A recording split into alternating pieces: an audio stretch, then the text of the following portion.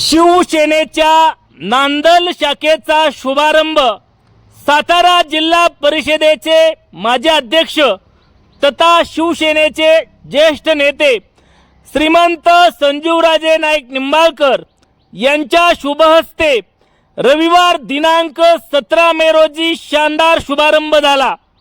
माजी आमदार दीपकराव चव्हाण, सातारा जिल्हा परिषदेचे माजी सदस्य धैर्यशील उर्फ दत्ताबापू अनपट, पैलवान निलेशभाऊ लोखंडे, किरण नाना साळुंके पाटील, शिवसेना फलटण तालुका प्रमुख नानासो इवरे, माजी पंचायत समिती सभापती शंकरराव माडकर, ढवळ ग्रामपंचायतचे विद्यमान सरपंच अंकुशराव लोखंडे आदी मान्यवरांच्या प्रमुख उपस्थितीमध्ये शिवसेना नांदल शाखेचा शुभारंभ करण्यात आला।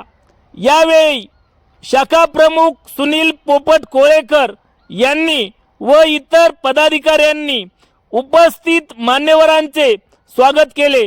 शाखा शुभारंभानंतर नांदल गावातील दानेआळी रस्ता सचिन सुदाम कोळेकर यांनी स्वखर्चातून केला आहे।